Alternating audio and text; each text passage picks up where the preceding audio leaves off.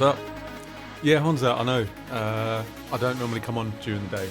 I've been, actually, to be truthful, I've been thinking about doing it for like the last, I don't know, hour or so. And I was just like, oh, I don't know, man. Like, yeah, I don't know. How's it been? How's everyone been? Randy, finally able to catch one of these streams. Yes, I have been quite infrequent with my schedule lately. I say lately, it's been like the last few months, but I will get back to it eventually. You guys had good weekends and everything? Everyone having a nice, restful time off?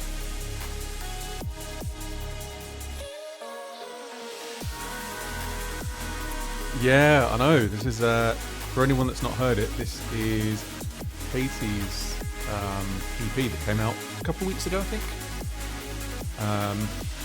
Under her name, Static Angel. It's really cool stuff. Like, completely like opposite energy to like the Zeta stuff that she worked on with me and Dan. Stream the Phantom Sense EP. Yeah, I should do something like that, or maybe I don't know. I'll work out something cool I can do with it.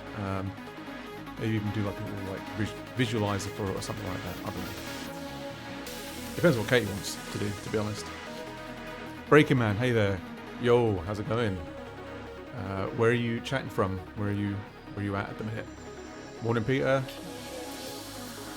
Problem of time. Yeah, what's up, man? I'm literally just doing, just a sort of fair warning, it's going to be quite a short stream because it's 5:20 where I am, and I've still got to cook a roast dinner, which takes about an hour and a half. But yeah, I'm planning to be on for about an hour. I want to go through, play the new tune that I did with Dan, Fractured. Hey Tim, awesome man. Finally able to get in.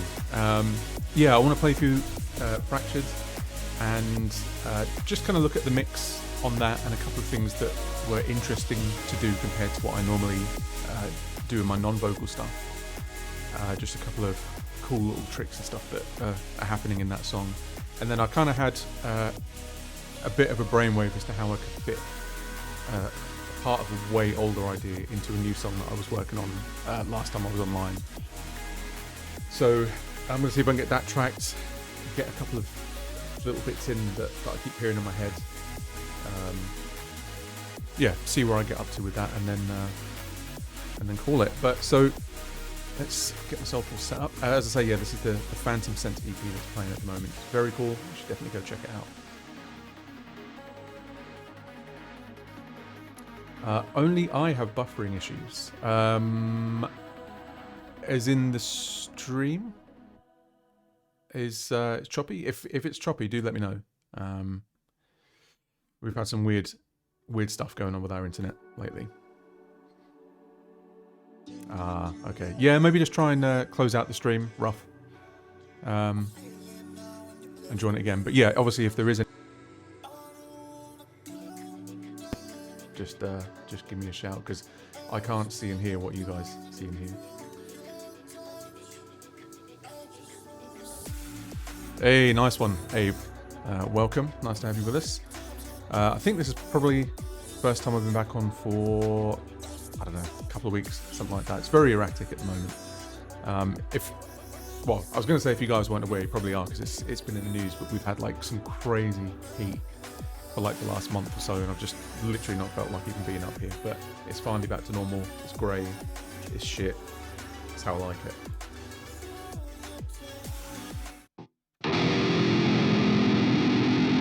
That's nice. That's a nice noise, isn't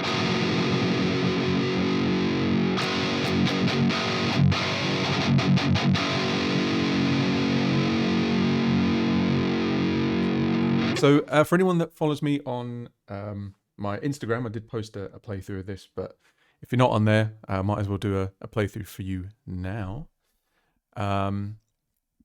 Is there some 4 in Nameless preset that you share? Mate, I will be completely honest with you. It's default.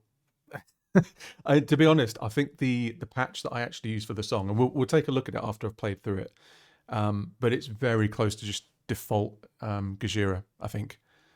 Yeah, I know, right? It's default, innit? Right, anyway. We can also look a little bit at maybe some like the riffs, how they're put together and stuff. There's not really a lot to it, to be honest. It's quite a simple song, but it's still fun anyway.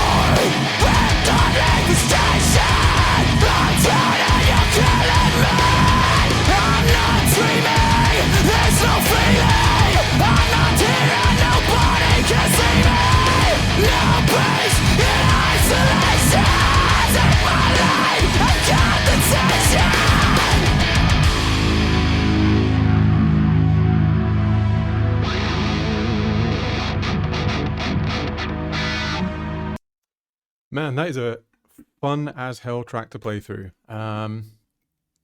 What gauge strings do you use for your 8-string?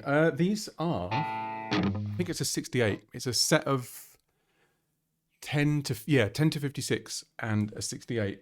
And I would go heavier, but this guitar actually won't take it for some reason. They made the machine head very small, so yeah. Yes, Mike, mate, thank you for jumping in. Are you not on tour at the minute? Oh wait, it's Mega Mike drummer, dude. I thought it was Mike Malley, and I was like, yeah, he's in America right now. But I'm still very happy to see you, Mike. Other Mike.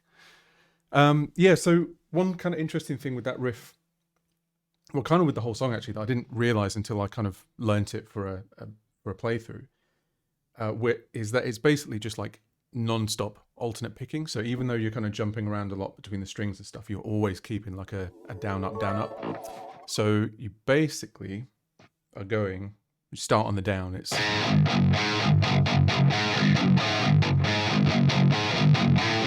And that's basically the only bit where you're not picking is that little... It's like a legato phrase, so...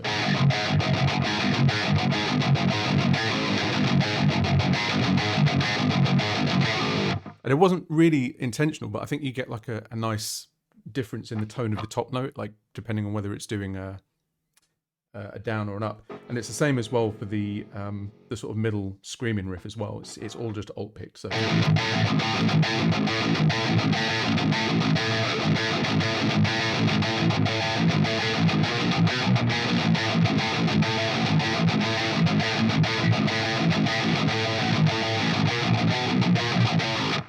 So yeah, it was one of those weird things that I didn't really kind of notice it until I came to play it. It was like, oh, damn, the whole song is literally just one unending alternate pick. So we'll just take a quick look at the mix for this, because I know that some of you were asking about guitar tones and stuff. I would have played it in the song, but because there's a few plugins on it that put the latency up, so... Yeah, it's interesting, because it's like, yeah, it's a very subtle difference, but you do get a different tone depending on whether you're coming at the string from up or down. Yeah, it's just weird. Didn't really plan it to be that way, but that's just how it was. So let's go to here. So the other really challenging thing for this song was obviously because I don't typically mix in vocals with my stuff. Like I have worked with vocalists before, but it's still kind of a new thing to me. So EQing was just a whole different thing. I was getting a lot of clashing between Dan's vocals and the cymbals. It's a conflict, we're fighting, I'm fading in the light.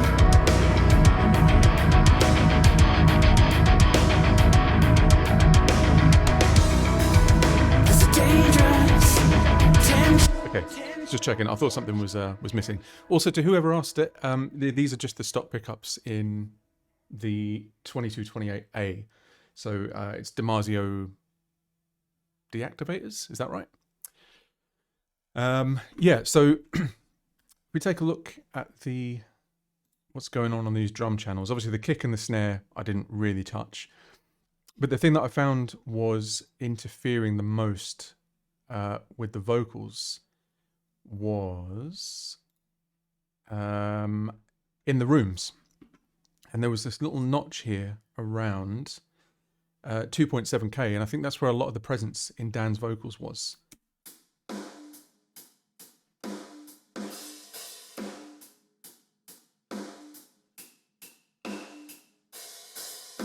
And it's an interesting thing because it's not normally a region that I would cut out in my drums, but once you've got vocals in the mix.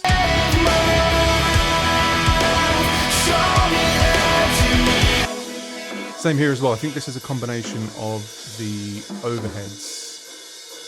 Oh, sorry, yeah, it's both rooms. There are two room mics. But like, I had to put this massive cut in, again, around sort of like 2.8K. If I turn this off, it's all of that. I mean, I don't know if you'll really be able to hear it, but...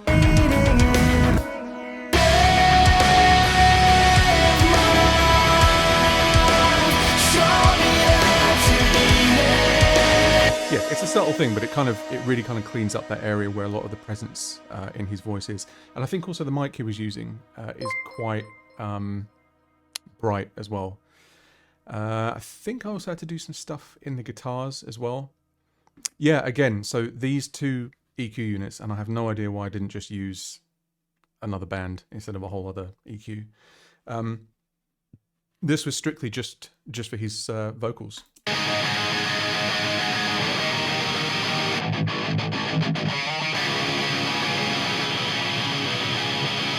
That's the stuff right there.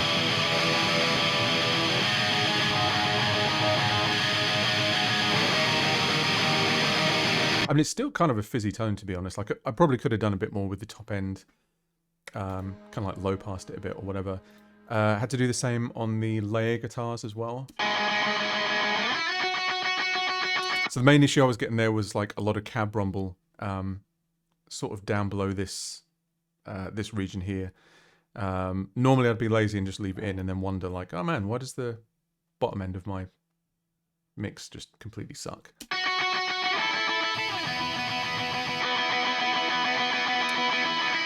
I mean, again, there's probably even scope to cut that a bit further. I mean, I'm hearing a little something there. I don't know why I'm changing this now because it's already released. Can't do anything about it.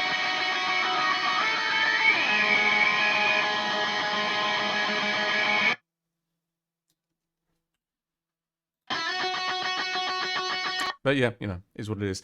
One really cool thing I did on this. So originally, when Dan sent me the vocals, there was, I think, about 8 or 10 tracks of harmonies, and I think the way he'd interpreted the tonality of it was kind of different than what I was hearing in my head. So I actually ended up getting rid of his vocal parts. Sorry, Dan. And I used this really cool device that came out in Reason a little while ago called BVX, which is a vocoder. So for that, what I basically did was copy the entire lead vocal down to this vocoder audio track. And then there's an effect on it, which is basically a synth that uses the amplitude and I guess some of the frequency of the vocals going into it to kind of drive the synth patch. So it's a conflict, we're fighting, I'm fading in the light. I mean, it sounds goofy as hell on its own. But when you combine it with the lead vocals, there's a dangerous tension, a desperate need to fight. And it's also in the second half of the chorus as Tell well. me that you mean it.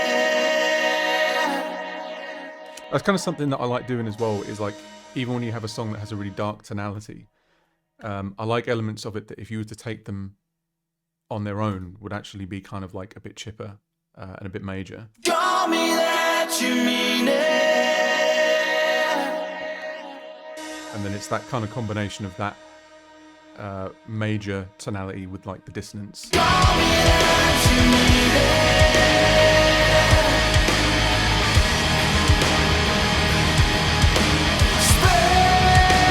Left it clean for the first half of the chorus because it didn't need it. Give me strength to see it.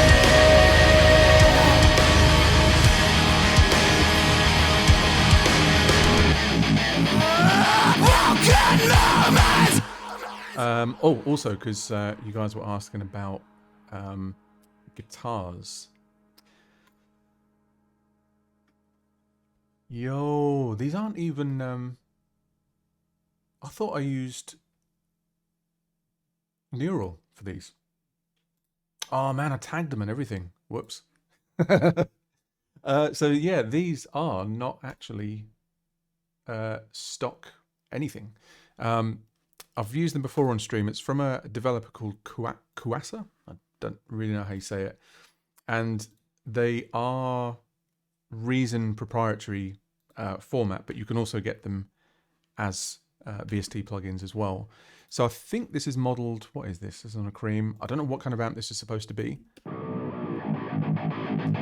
But I can still kind of walk you through the tone anyway, and I guess some of it would apply to other sims if you're using them. So I'm doing a bit of a pre-distortion bass cut and sort of like high-ish mid boost, which is where a lot of that kind of metallic tone is. So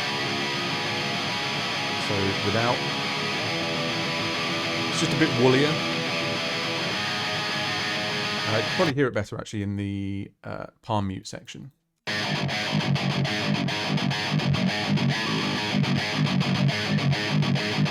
So without it, it's got a lot of that kind of fluffy, like bottom end, and the palm mutes aren't quite as tight. Man, that is not the cleanest guitar take in the world, is it? And then this thing here, the Scream 4, this is a stock effect that comes with Reason. I guess the nearest thing to it would be like a sort of tube screamer type sound. It's literally just on the overdrive setting with the presence down a bit, so it's not too shrill.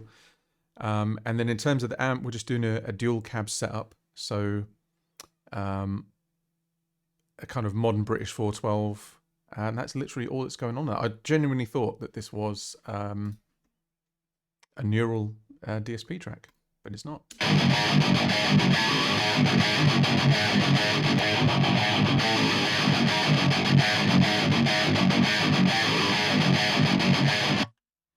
Oh, and for the verse section, again, using a stock Reason plugin, but you could probably find something equivalent in your own DAW.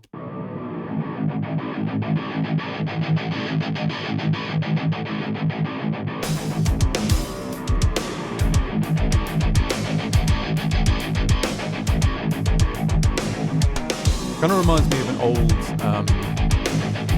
like really old school sugar drum beat. Another thing that I tend to put on my all my drum parts is sorry, it's just my energy company emailing me. Probably want more money off me. In Reason, you have these things called groove channels, and if we look at the MIDI here, you'll see that everything is completely on the grid. But if you listen to it closely, ever so slightly off. It's also different every time as well. And what this is it's basically like a real-time, non-destructive timing randomization. So I'm randomizing here by 12 ticks. And I know Cubase has something like this. It's called, I think it's like MIDI modifiers or something. And Live possibly also has like a humanized thing, or somebody's probably written something like it, you know, for Max MSP. But it's really cool because you get to keep all your notes in place on the grid, but you can add different amounts of groove and humanization. So if I turn this up all the way to like 50 or something, sounds like me on the drums.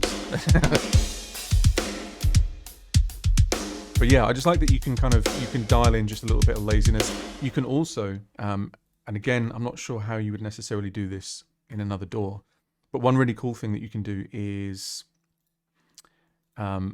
extract all of the drum notes onto their own channel. So it's going to make a lane for every drum hit that I've used. And you could then apply different groove channels to different hits. So say if you wanted to simulate like a drummer that has a lazy snare, for instance, I could put all of the snare hits on groove channel 3, and then on 3 I can go and say, well, slide the snare so many ticks to the right, make the snare timing a bit looser, make the kicks really tight. Yeah, it's a really cool feature. I know that there are similar things available in other DAWs, but of all the ones I've used, I find this one to be the best. Live is a weird one because you have to do it on a per clip basis, which is good and bad, but it's like if you want to just across the board say, right, I want all my drums to be like sloppy, you have to go and like select all the clips and stuff, which is a little bit annoying. So yet another thing that I really like about Reason. Just trying to see if there's anything else in here that's particularly cool. The synth for that opening Blade Runner bit, if you've watched any of my streams before, you can probably guess what I'm using, because I use the same synth all the time because I'm very boring. But this is also available in a way as a VST. So this is a plugin called Antidote, but the company Synapse Audio, they make Dune, so Dune 2 and Dune 3. And they actually share a lot of things in common. And the main thing that I like about this synth is the unison. I just realized my voice is very quiet. One, whoa, whoa, whoa, woo! Yeah, the unison engine. And basically what it does is it creates kind of clones of the main oscillator, and then it spreads them out in pitch and stereo panning. So if let's see.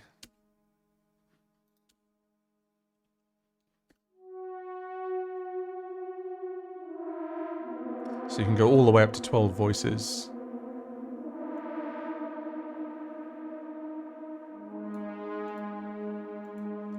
Dune has even more voices. I think it can do like 32. Hey, lovely. Thank you very much for the follow, Dolphin.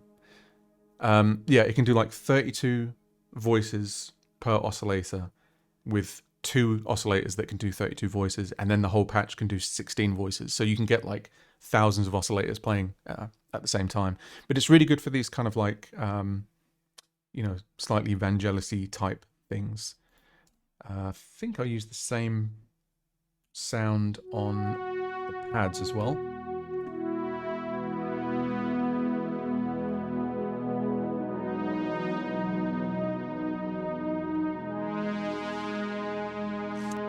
And again, kind of did a similar thing there that I did with Dan's vocals, that there's this kind of like, it's underlying kind of like a happy tonality. Another good example of that is Harvey Wallbanger. So it kind of sounds like it's in one key, but I actually had like a major key in mind, and it resolves to that at the end of the track. So it just kind of gives it like a bit of a weird off-kilter sort of sound. For processing the vocals, actually, because that was kind of a new challenge for me, but I didn't really have to do an awful lot to it. The main lead vocal, I think I just compressed, and then I put a tiny bit of auto-tune on the reinforcing layers. And that's kind of, I can't remember where I heard it, but it's a good trick to have like one vocal track that's untouched, and you kind of blend that in with the corrected versions, and it gives you like a nice bit of chorusing and detuning between them. But I didn't really have to do a lot to his vocals in general. Did I even EQ these? Please tell me I EQ'd the vocals. Hey, lovely. Thank you much for the sub, Rogue. And also, Thompson, I saw you resubbed earlier. Appreciate it, mate. Yeah, so Sova, I've also heard that another cool thing you can do is you could duplicate the vocal track and then just go in and jiggle the timings and tunings about, so you kind of get like a fake double track thing. But you'd have to watch out for phasing with that. I'm seriously wondering, did I actually... I must have EQ'd the vocals. Okay, I mean, a little bit. I didn't do anything to the bottom end, like, at all. Conflict, we're fighting. I'm fading in the light. This is where I find out that there's something horrible in there that I should have got rid of. There's a dangerous tension. I mean, a desperate need to fight. all of that probably could have gone. But, I mean, hey, nobody noticed. I didn't notice, so it's probably fine. Show me that you mean it. Yeah, I mean, that's pretty much all that's going on in those. I did genuinely think that I'd done a little bit more to those vocals than I did, but there you go. Anything else that anyone wants to see about the... Oh yeah, totally, Scotch. I think it's is it the Hass effect or something? Like, I know you can kind of use it to do things like faking double tracking and stuff. Personally, I would never do that. But in a pinch, if you want to kind of just hear it, you can just delay one track from the other one. What kit pieces do you use on Invasion? Yeah, so I think it was originally Dez's favourite kit, Raw, but I think I changed the kick and the snare out, so I'm using the Pearl Masters 2216 on the kick and the Ludwig Black Beauty on the snare. What I've done on that, and this is something that I've covered a couple of times before, is I have my sort of main snare channel here, which just has a bit of like compression on it, a little bit of EQ with a sort of pop. And then I have a parallel process channel, which has, again, the Scream distortion unit on it, which I use on the guitar as well. So the combination of those two things kind of gives you like a really sort of trashy ring. And then these all go to a further group channel up here, which has the rest of the processing on it. So I'm doing some transient shaping, pulling the sustain out using this. I don't know if this is available as a VST, but if you have like the complete suite of plugins. I know there's like the Transient Master plugin in there. Basically does the same thing. A bit more compression. I'm also using this plugin here called Disperser from Kilohertz. And as you should mention, the kick drum Sova, that's actually a big part of what gives that drum its sound is the disperser. So if I turn this off, oh, it's kind of hard to appreciate. I'll turn the effect up a little bit so you can hear it. So if I put an EQ after this, and you'll actually see what it's doing there. Let's see, EQ. It's kind of hard to, it's not keeping up with it too well, but you can actually see there's like a little frequency sweep that travels from top down to bottom. So without, kind of just sounds a bit like, well, like a kick drum. But when you turn this on, it's almost like an electronic kit. So at just the right blend, it just gives that little extra bit of like, yeah, it's like a quick sine dive. And I've also done the same on the snare as well.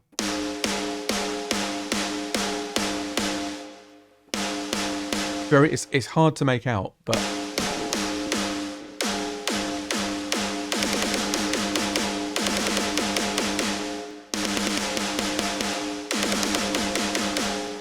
yeah, it's a really cool trick. It's one of my my sort of go-to plugins for drum mixes. And it's also available as a VST as well. So you can either get it on its own, or you can do, I forget what they call it now, the Kilohertz like subscription pack thing. I think it's like $9 a month or something like that. And that comes as part of it. It's called Disperser. So yeah, the other thing that I was working on is I have this new song that I kind of did a few bits to on stream last time I was on.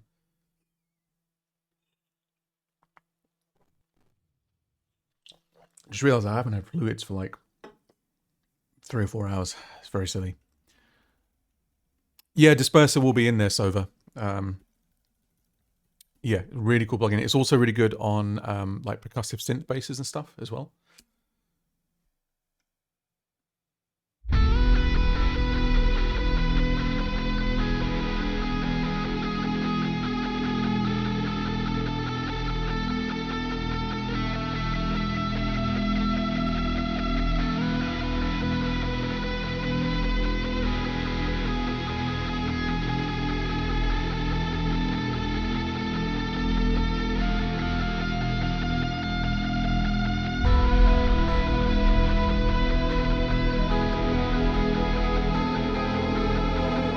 I would play along with this, but I've actually forgotten.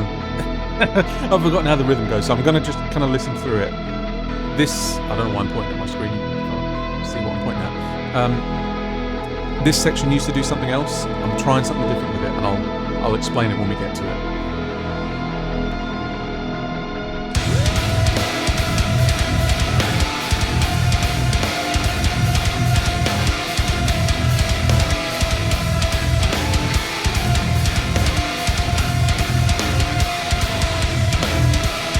I'll show you in a sec, Scotch.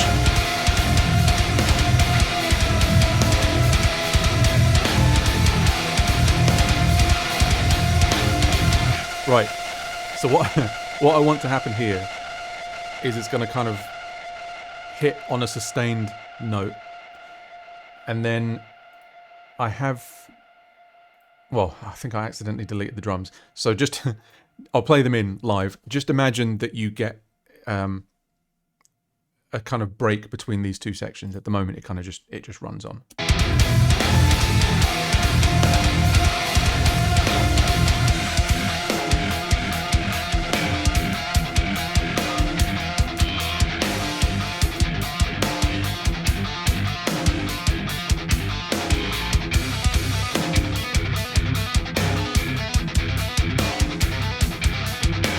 Ah!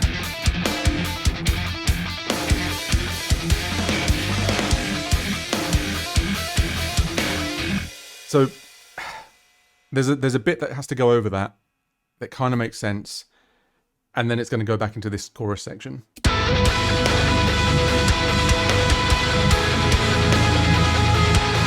I mean, it might not even work. I might decide that I hate it, but I'm gonna try it.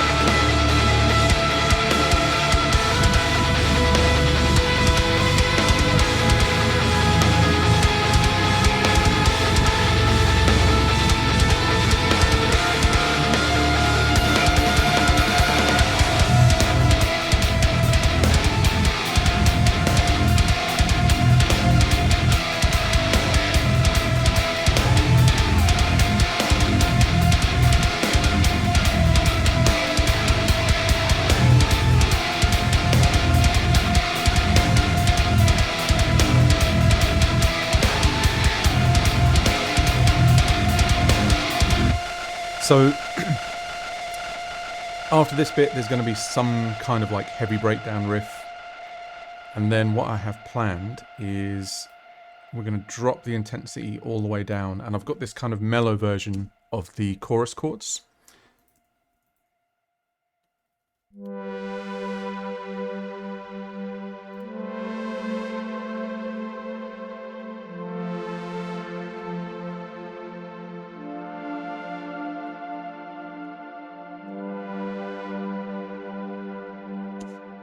So I want to build into a version of the chorus that's kind of like not as twisted. So the kind of idea with this song is like it's called like Monsters, but I kind of want it to have like, it's got this more like presentable face to it, which is the kind of like happy bit at the end. It's like the act that it puts on, and then dive it back down into a big evil riff at the end. So I want to kind of take it on a bit of a story, bit of a journey.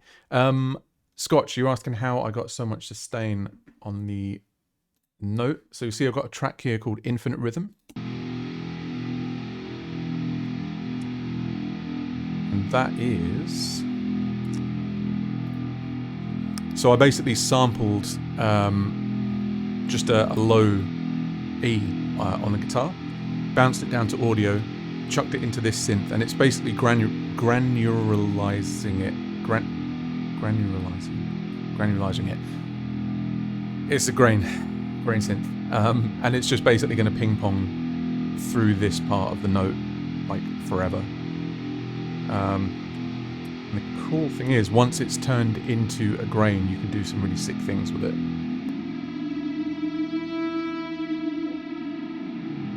Ooh, that would actually be a cool effect to have in the song at some point, maybe. Whoa, what was that? I like the sound of that.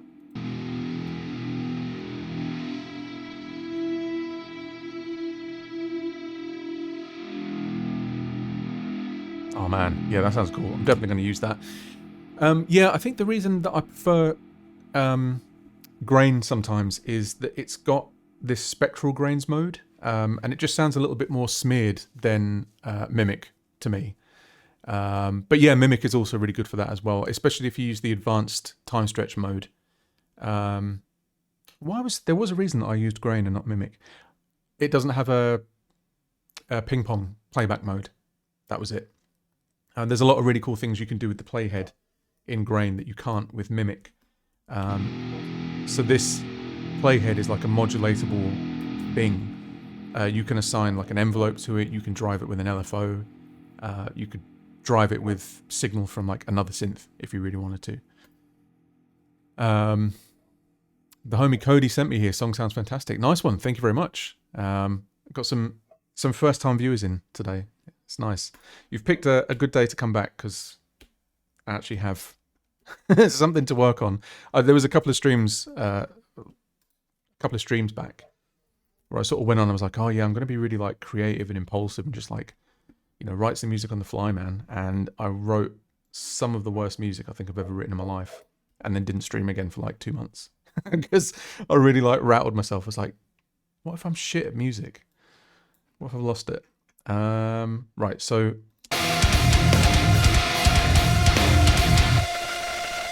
first thing is I need to get my guitar in tune.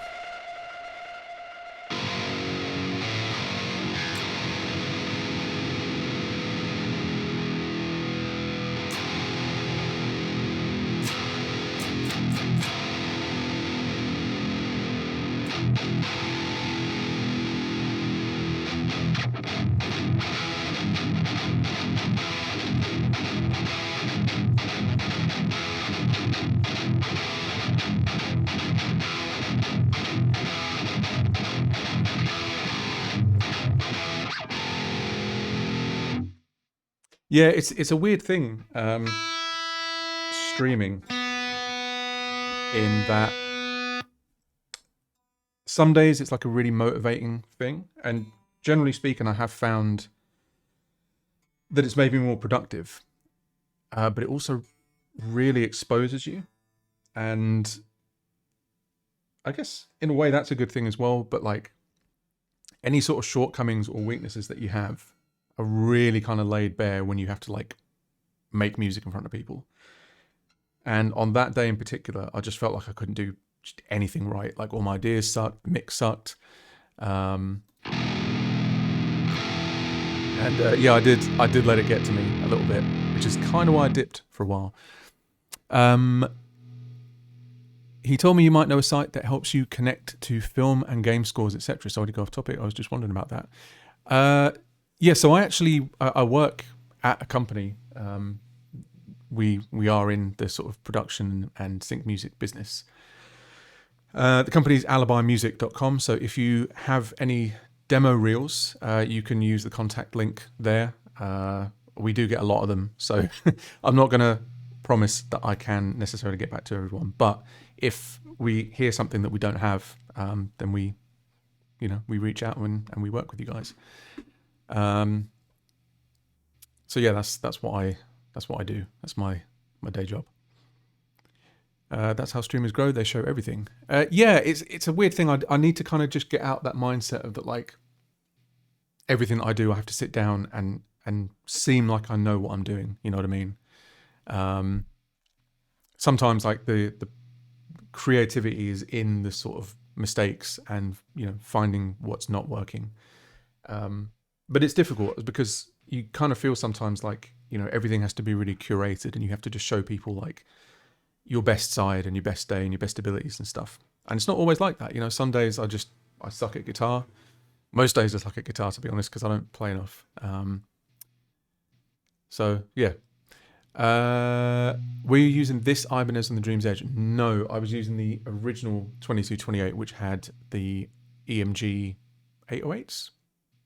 Yeah, EMG 808s. I switched to this probably about 5 or 6 years after that. Jim, how you doing, dude? Oh, thank you very much for the resub as well, man. I really, really appreciate it. I feel like every time you guys come back on and see me, I'm like, oh, I really must stream more. But now that my room is like not unbearably hot, I'll actually do it. I promise.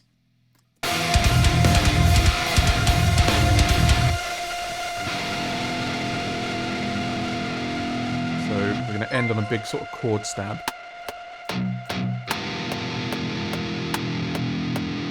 Don't know how long.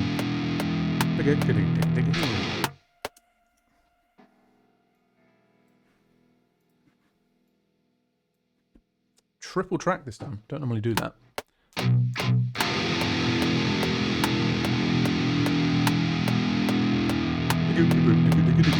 Oh, I forgot to do the little slide.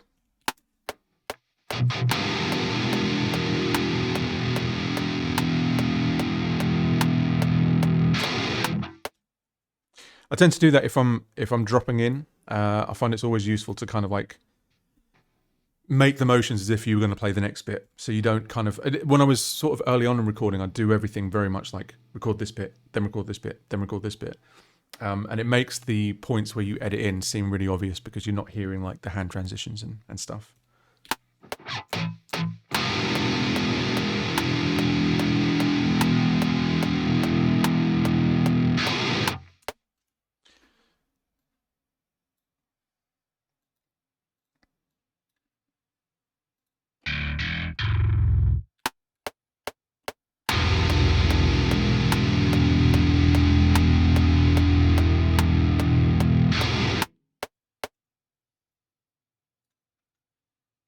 Also, if you're wondering why you can't see my keyboard, my keyboard cam died. So I need to buy a new camera, and I also need to buy a new keyboard because what is normally my crash cymbal key.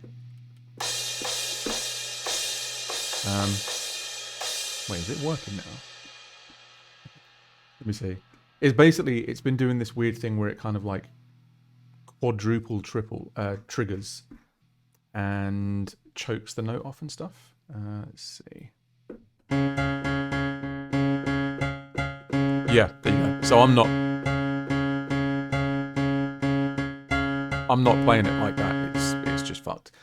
I've been recommended the Arturia Keylab Essentials, 49, or maybe even go up to the 61 because I've got 49 at the minute. It's just a money thing. I don't know if you guys noticed, but everything costs a fortune at the minute. Do you triple or quad track the rhythms? So normally I double, but I don't fully hard pan. Like I kind of bring everything in. So like on Reason, one of the things you can do is if you have all of your stuff in a group track, you can bring the stereo field in a little bit from hard panned. And I find that tends to fill some of the space that's left in the middle sometimes. If you hard pan just left and right, you kind of get this void in the middle that just kind of feels a bit off. But in this case, I'm actually triple tracking. So it feels really like nicely spread across left and right. So I'm just kind of leaving it as it is. But yeah, normally I would double and then like triple for a bit that, you know, I need it to sound louder or whatever.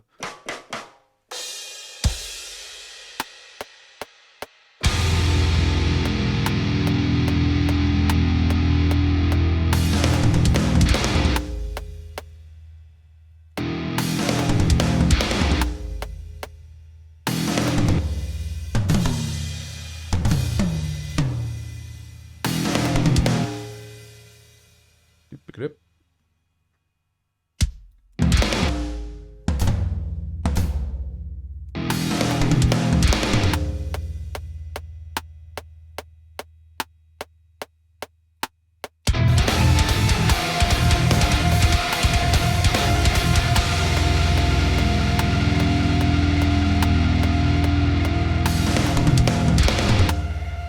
And that should bridge nicely into this riff.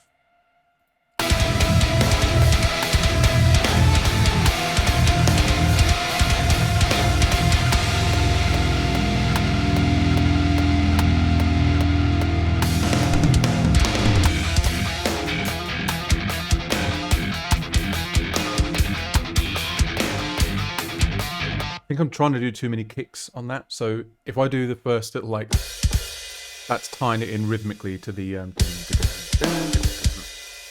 but then I'll keep it sort of more sparse. So like,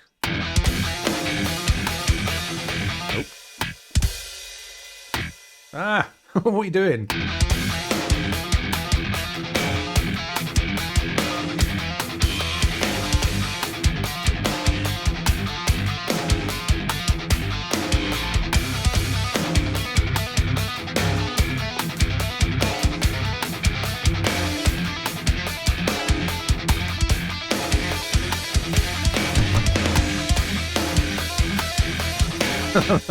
Right, let me put the guitar down so I can keyboard drum properly.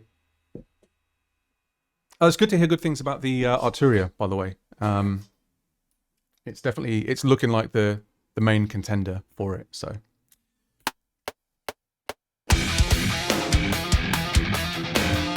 well, that's not enough kicks.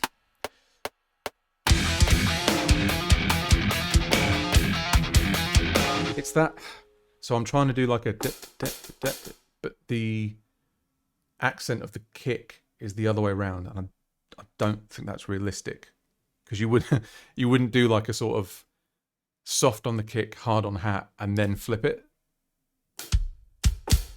So maybe kind of lean into the phrasing of the kick a bit more. Does Keylab work with Reason Remote? I'd imagine so. I mean, what I'm using at the minute is an Akai MPK 249. And that pretty much just works. And I think the Arturia stuff is pretty well supported by Reason. If not, there's probably remote maps out there that you can download for it and stuff as well. Yeah, exactly. If it's MIDI, it will just detect and learn the input. Reason in particular is really good with that. Even if you don't have the map, you just pick a control, turn it, and like it just works.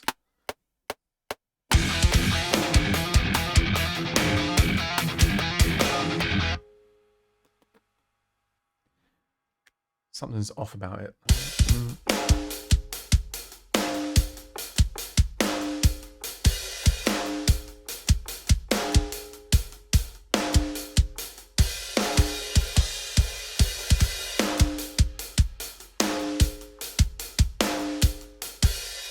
Yeah, it's double, triple, quadruple triggering one of my C sharps at the top. And I took the whole thing apart all the way down to like the keyboard membrane, like circuit boards, everything, cleaned it, checked for, debris and dust and stuff. It looked fine. Put it back together, played it, and it's still screwed. So it could be like one of the resistors on the back of the board, or the little membrane thing. I think it's supposed to have like graphite, something conductive. I don't know. But yeah, either way, I'll probably sell this for parts. It works other than that one key. So if someone fancies, trying to fix it, they could nab it off me for like 100 quid or something, and I'll just buy a new one.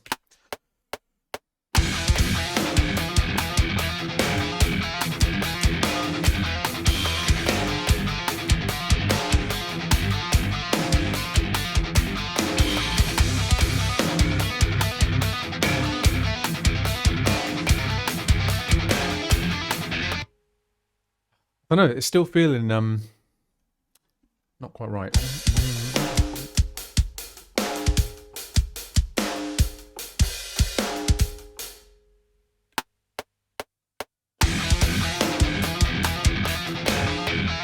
Gotta go down.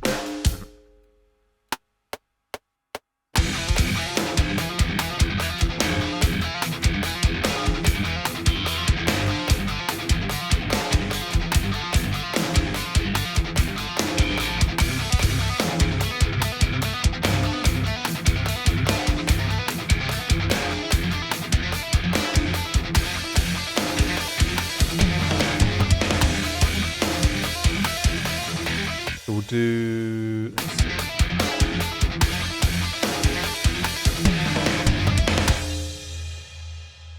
Drop in for this bit, and then again do the little down.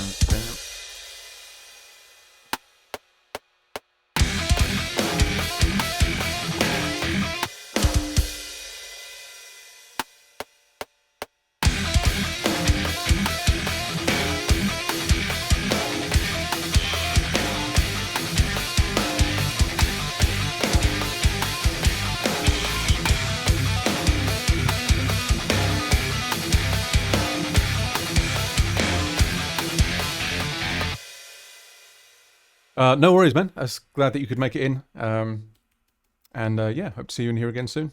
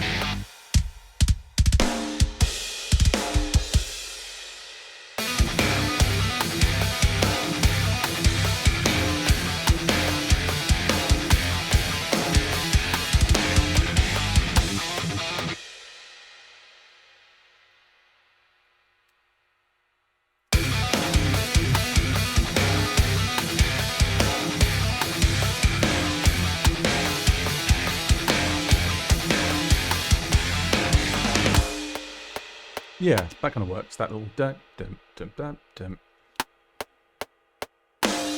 Whoops.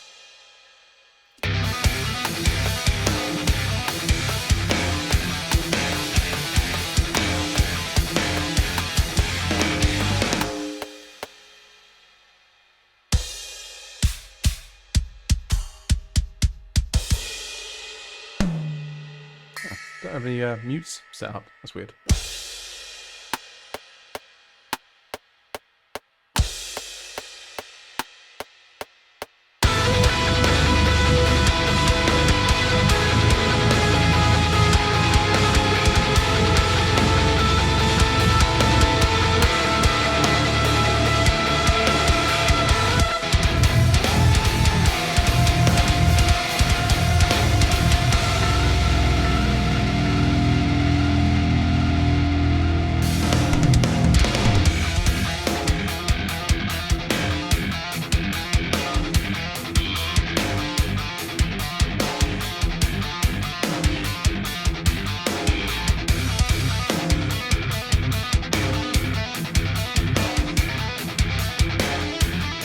mean, that playing's not the tightest, but I'm gonna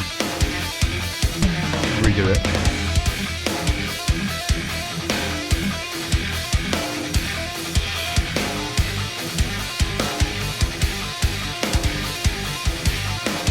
Picks are a bit like sporadic and stuff as well. Like there needs to be more of a pattern to it.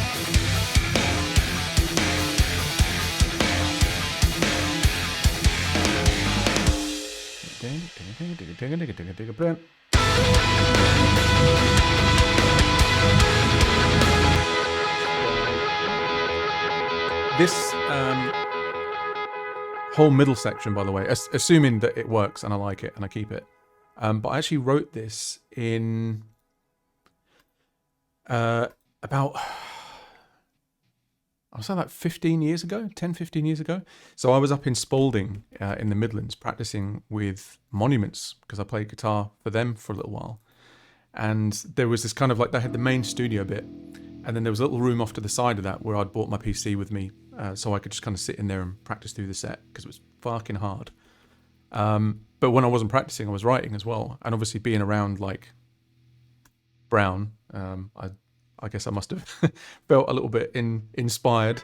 And this little riff came out and it was like the first thing I'd written in just like standard E for years.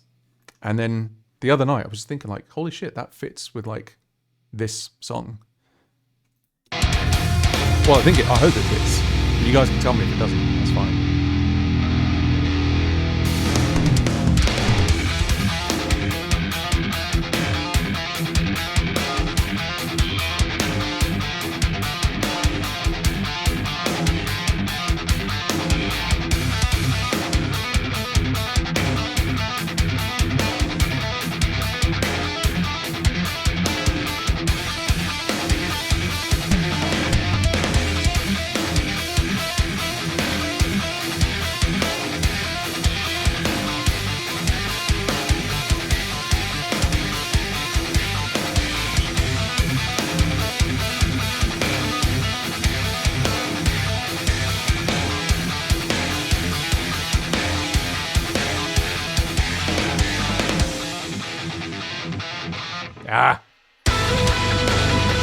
But there's another variation on that riff that takes all of those positions and kind of like moves them around quicker. So it's like in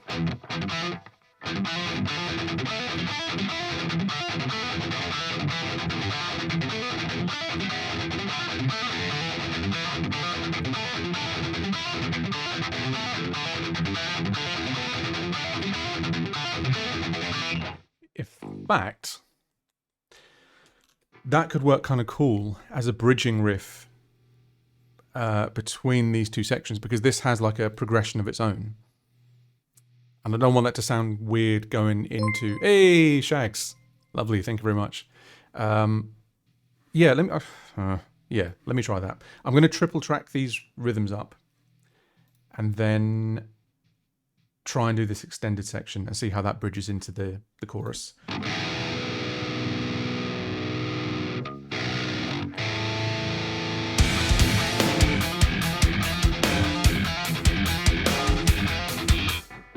It's a tough riff as well because you have to keep like a feather light touch on the right hand, but it's also really exposing for like any mistakes that you make, and I make a lot, so.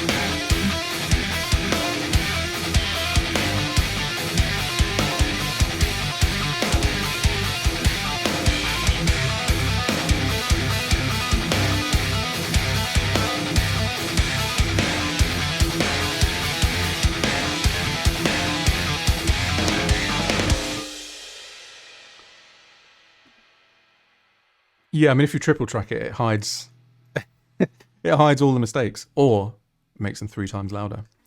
So now let's move this across. I like it when the song gets longer. not shorter. It's my favorite thing.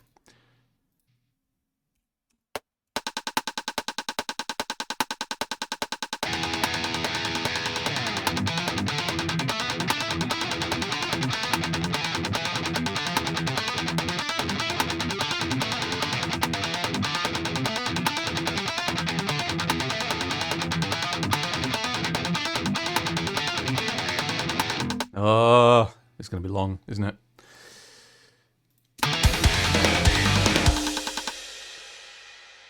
So what I'm wondering is because the chorus is like a sort of very chilled, like what's it do?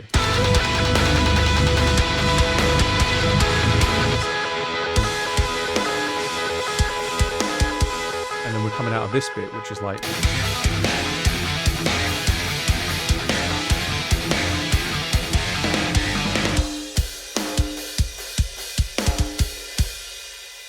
I'm not sure if I should have like a sort of, should it be like a, you know,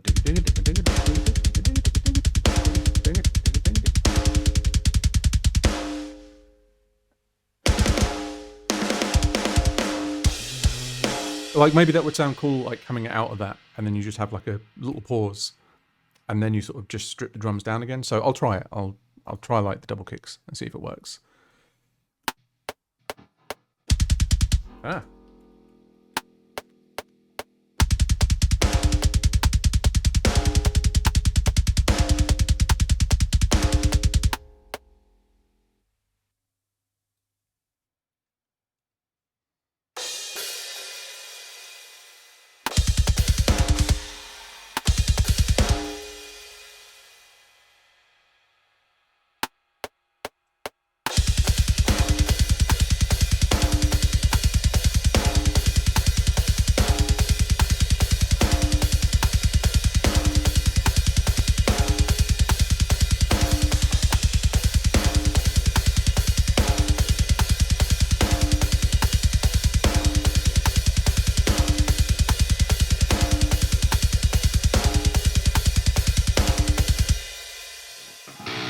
I feel like those kicks have got a bit too much bass in them. Let's see. Maybe I can bypass them.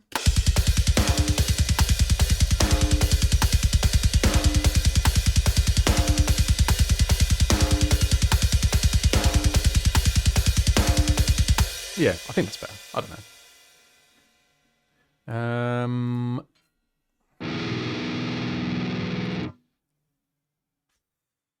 Right. Need like a lead in.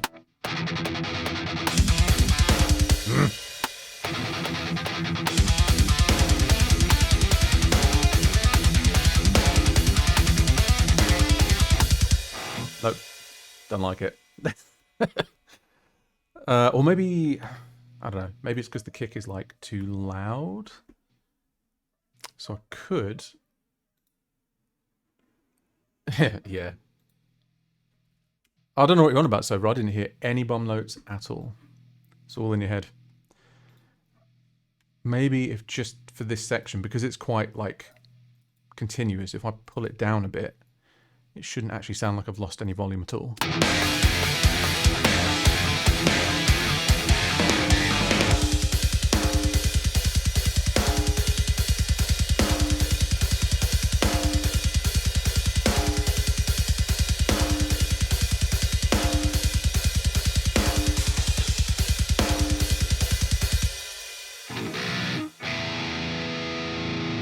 Also, the track that I'm using to track with could be louder.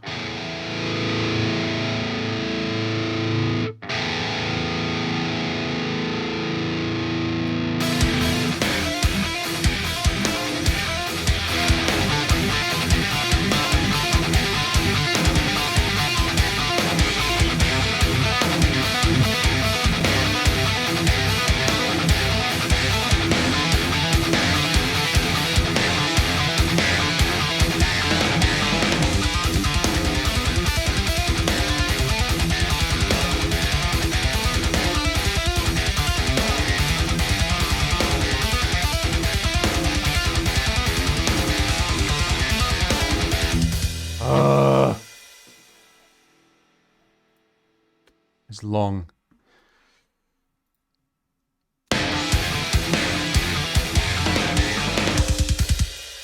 I mean, let me just see how it's... I'll record like a bit of it and just see how it's sounding. So that's middle, that's left, that's right.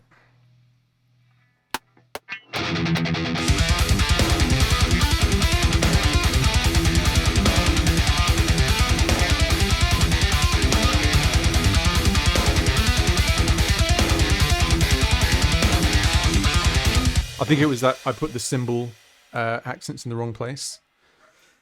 But I'm also not convinced by the double kicks.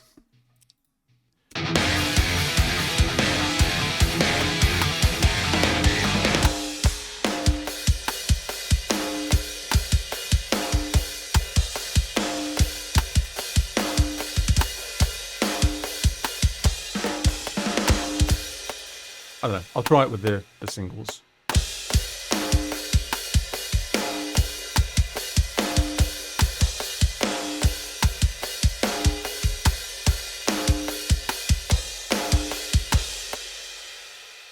Maybe that's why my keyboard died. Because I keep smashing it like it's a drum set.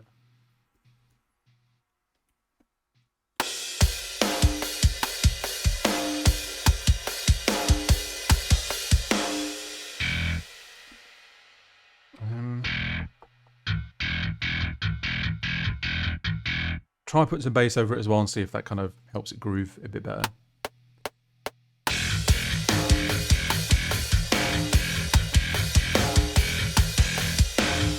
Ah. Yeah.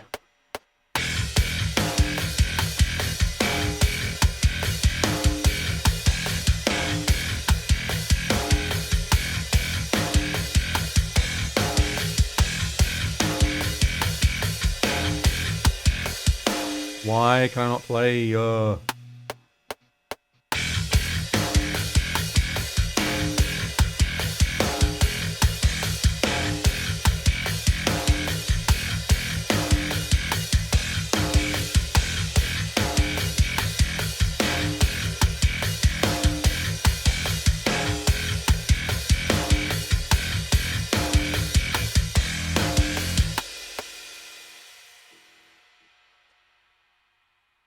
I could maybe have like a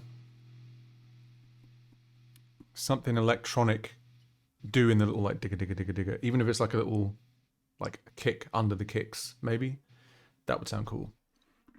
But yeah, I'll sort the riff out first. Just looking at the time, I've still got to cook dinner, man. Ugh.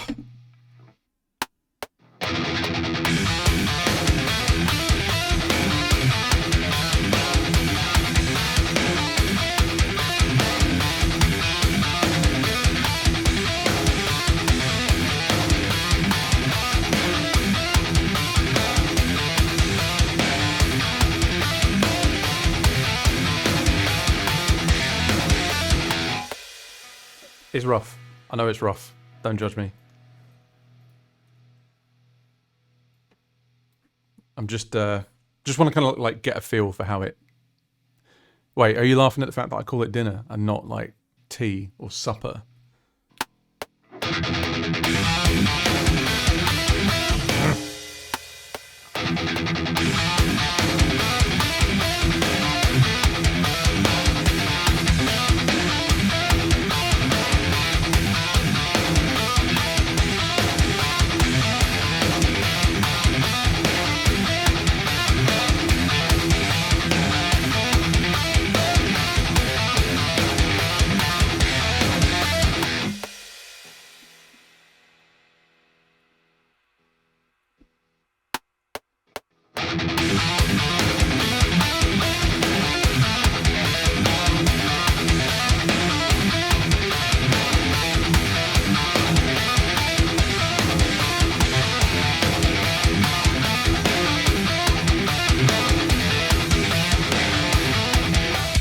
Let's just let's do double track for now. It's fine.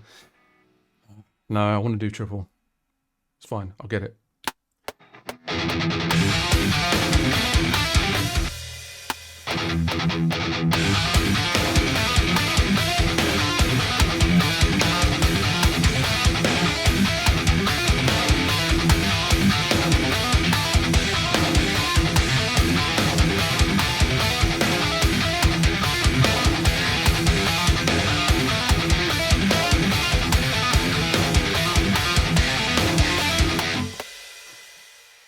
again, I must stress, this is rough.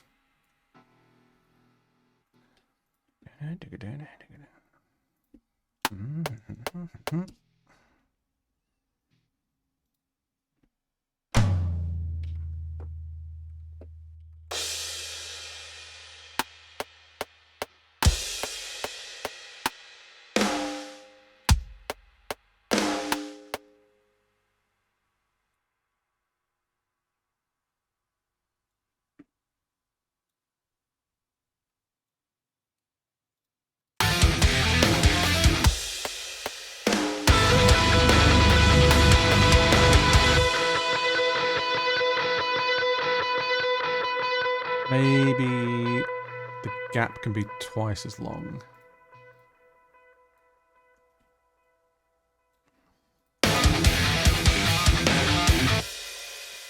Do you ask? There. Do you run a mastering chain while tracking? Sometimes. I know it's quite bad, but it depends. Like if it's really early stages, like if I just loaded in like a superior kit, like Duality or something, and I didn't have a drum mix, and I was finding that it was just sounding really like flat and shit, I'd probably just slam it through like OTT or something, just so it sounds a bit like energetic and like exciting and stuff while I'm working on it. That's about it, to be honest. I wouldn't do any more than that, mostly because a lot of mastering plugins cause extra latency, like especially like Ozone and stuff like that. So that was a very strange noise I just made. So yeah, at the most, bit of OTT.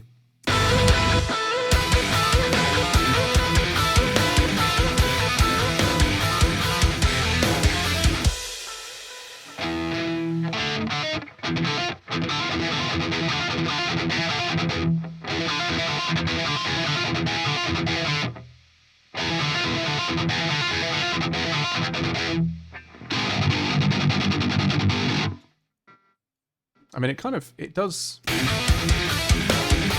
link.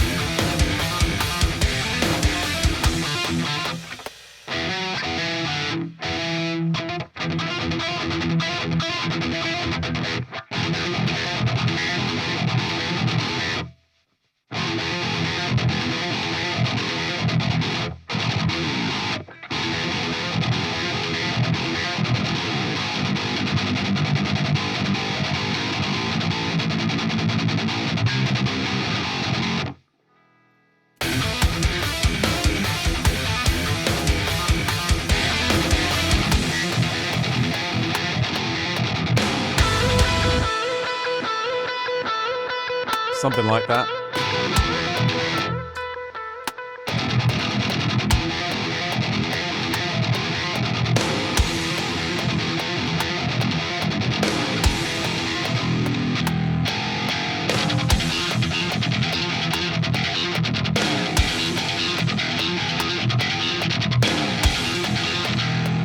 Oh, maybe I could have done that whole section in that pickup. Actually, no. It sounds like kind of like spanky and bluesy. That's not me.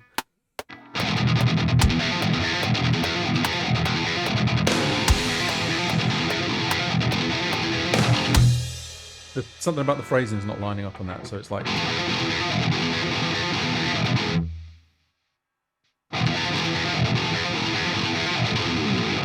Maybe that would work. It's like.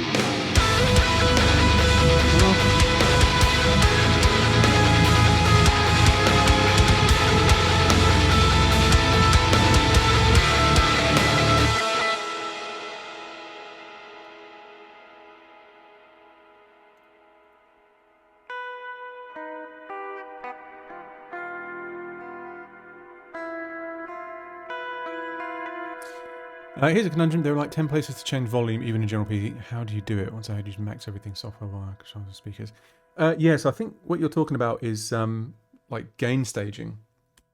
And what I used to do, and maybe I still do it in a few places, but I used to do a lot of my automation stuff on the fader channels themselves. But what that meant is that if you had automation, but then later on you decided, oh, I want to see how this sounds with, like, you know, the guitars bumped up a little bit. You couldn't do it because it would ping back to where it thinks it's supposed to be. So then you'd end up having to like automate loads. So what I do now is I use a gain utility plugin at the end of the chain, so I can keep my fader where it is, and then I do like cuts and mutes and swells and stuff. I do that using the gain thing. With relation to like an actual setup, so if you're saying, you know, max everything software, yeah, I think I have everything is basically at or near 0, and then I just the only thing that I change is the master output on the sound card. Or sometimes I do it in software as well, but yeah.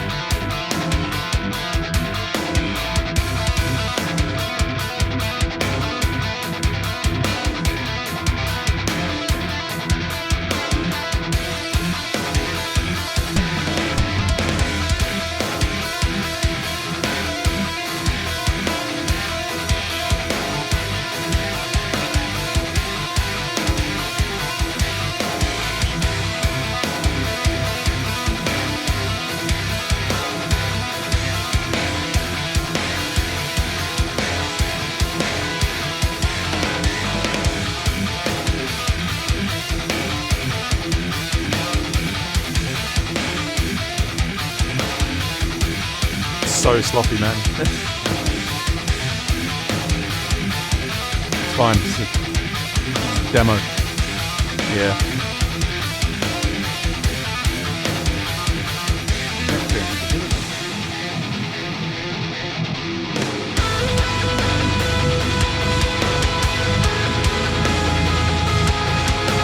Well, then you're in the right place, buddy.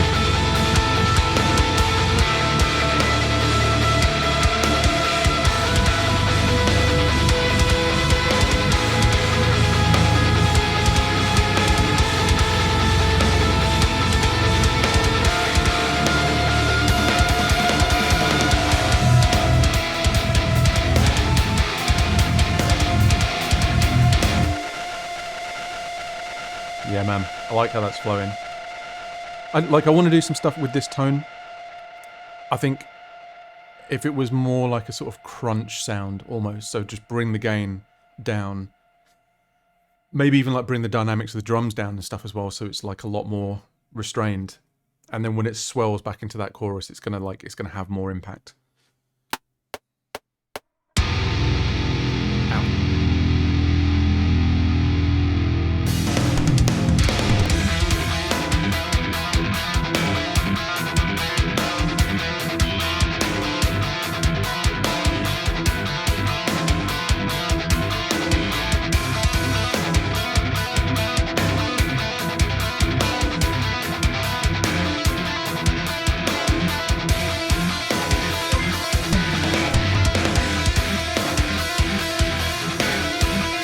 Hey, Steve.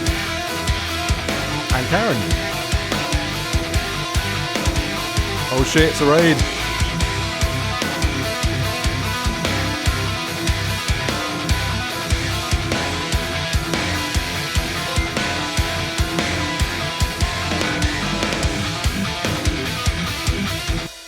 Welcome, Raiders. Thank you very much, guys.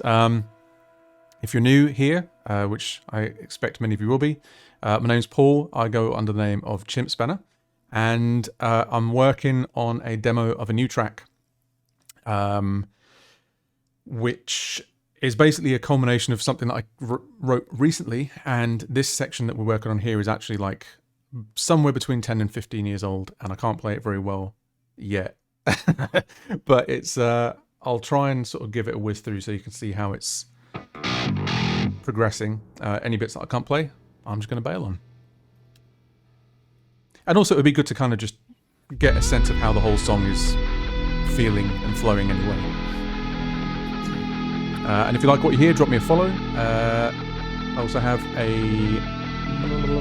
Discord, which is here. I'm in there pretty much all day, so if you want to just come and hang out, talk about guitars, video games, whatever, I'm about.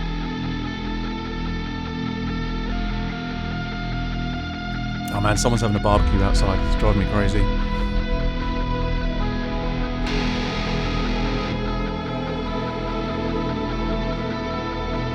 Oh, lovely to meet you, Karen. Hope you had a good raid. Good raid? No, I'm the one having a good raid. Hope you had a good stream, Steve.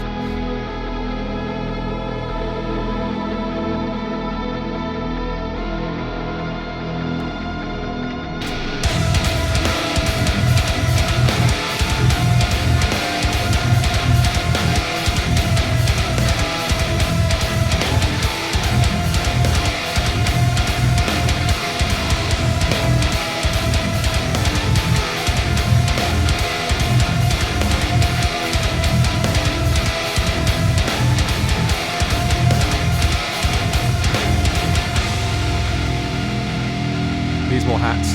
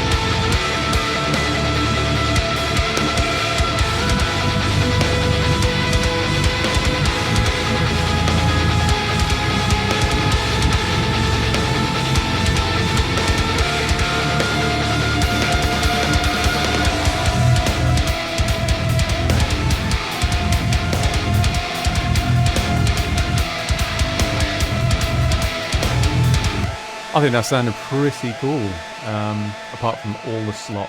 I also heard something here.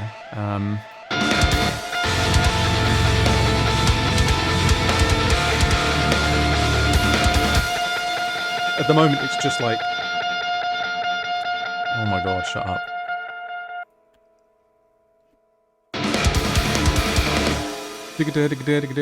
I was hearing like a sort of...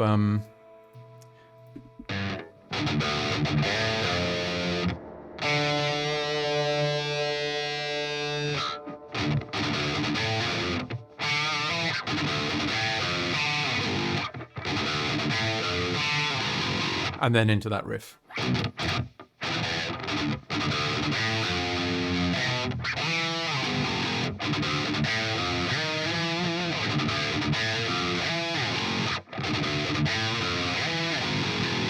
Let's try that.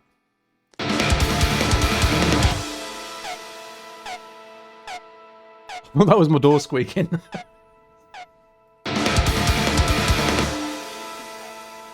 So we'll cut these, get rid of them, change the bass now.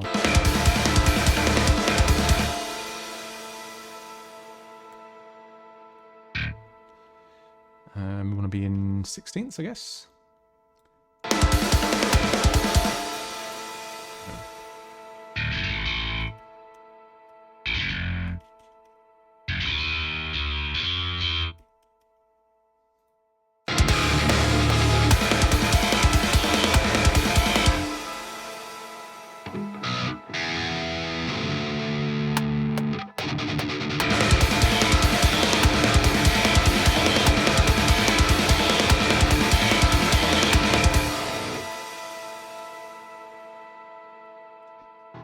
No, don't do that. Okay.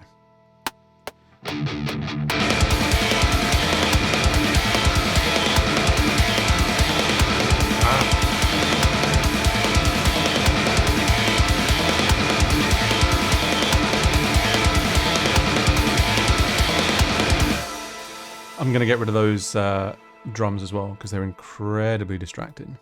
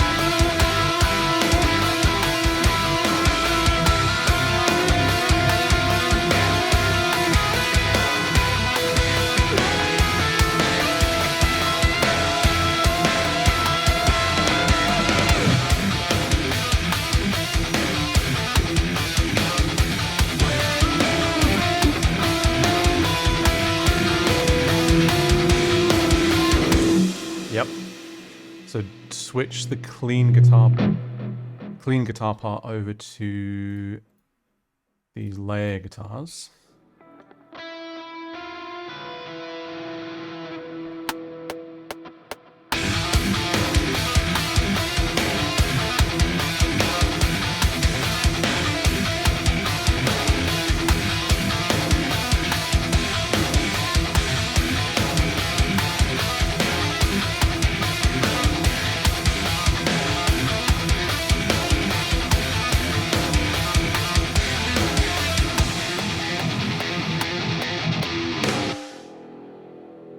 Oh, thank you very much, Jam. It's taken shape nicely. I was really stuck with it until the other night. And yeah, it literally just randomly thought of this age-old idea. And then it fits quite nicely in, so...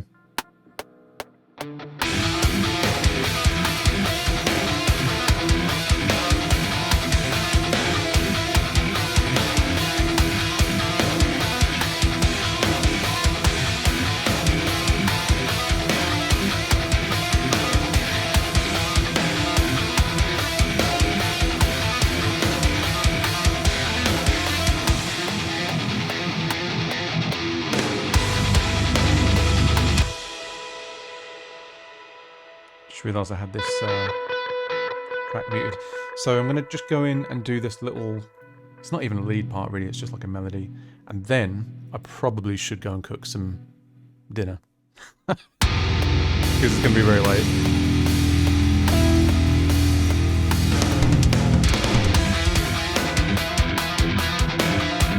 But just imagine this whole bit like a lot more dynamic, like softer down in the mix.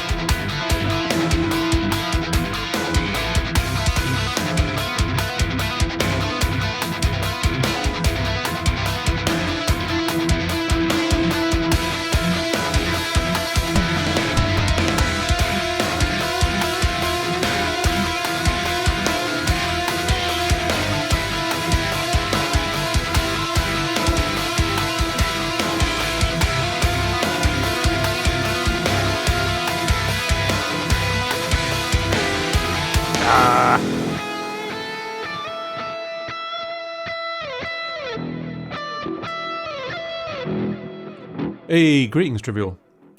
You caught me quite near the end of my stream. But I will be back.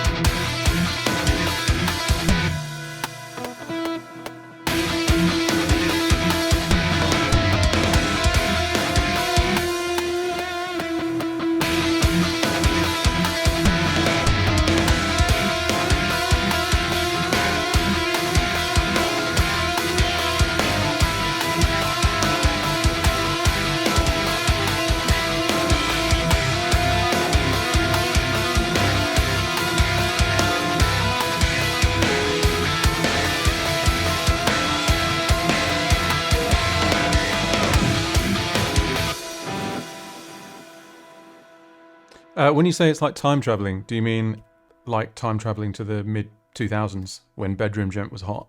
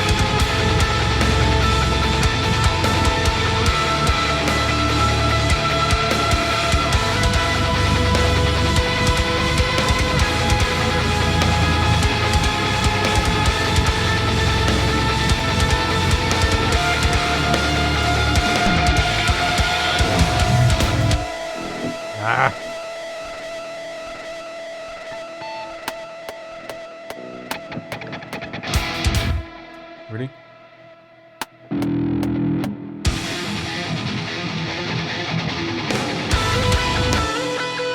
Maybe if I just come in like... I also need to fix the first note of that as well, because it's fucked.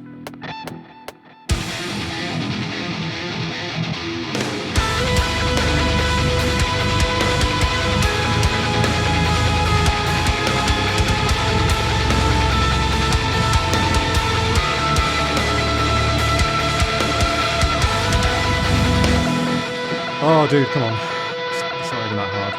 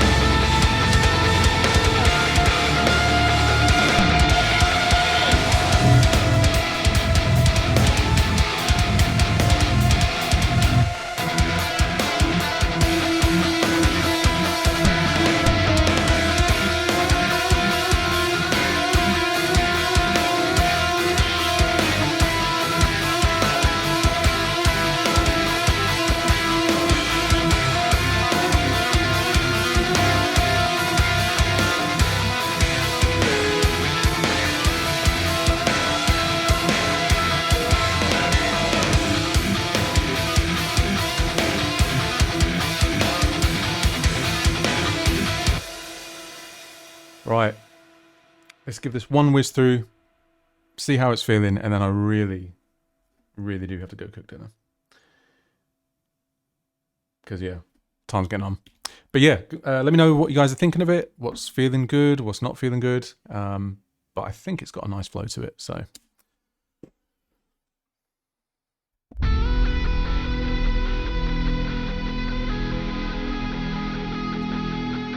roast dinner. Sunday, always.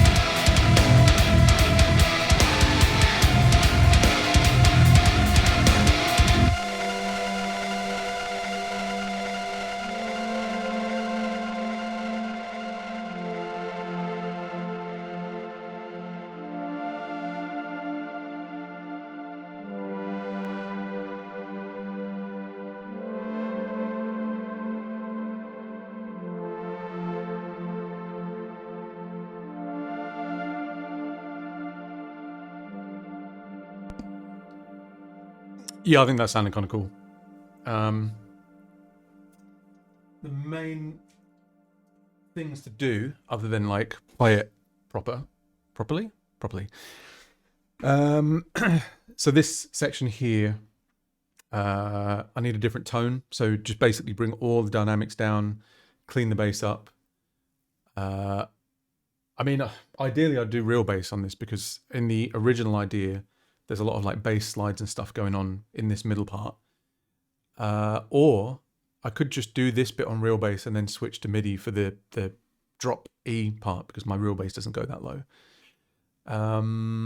So yeah, quite a chill out the rhythm and tidy up the first note of the chorus thing, which, yeah, it definitely sounds better with the higher octave.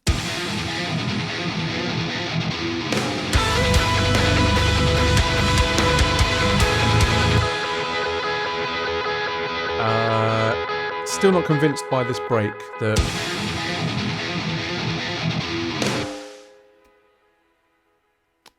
maybe let's try.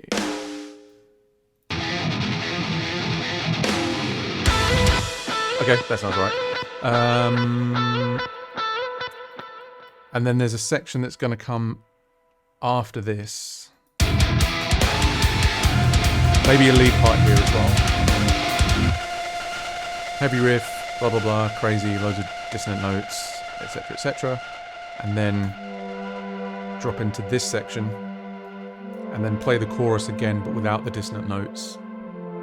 And then end on some kind of variation of one of these riffs. Because yeah, this section is just kind of like a permutation of this one. I just added in a few extra notes and stuff. So I'll do that one last time for the end riff, and then I think that'll be the song done. We'll come in around sort of like 4.5 minutes, 5 minutes. Pretty cool.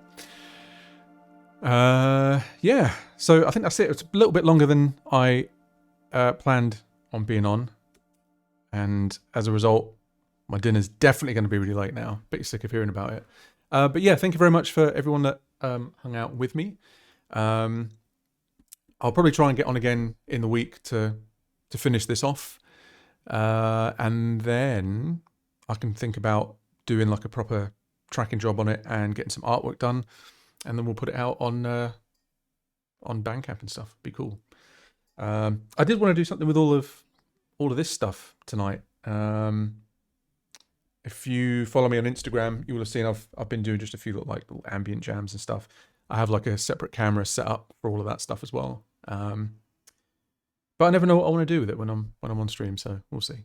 But yeah, thank you very much again, everyone. And if you're not already in the Discord, if you're new here, just go ahead and join. I'm in there most days, just chatting absolute nonsense.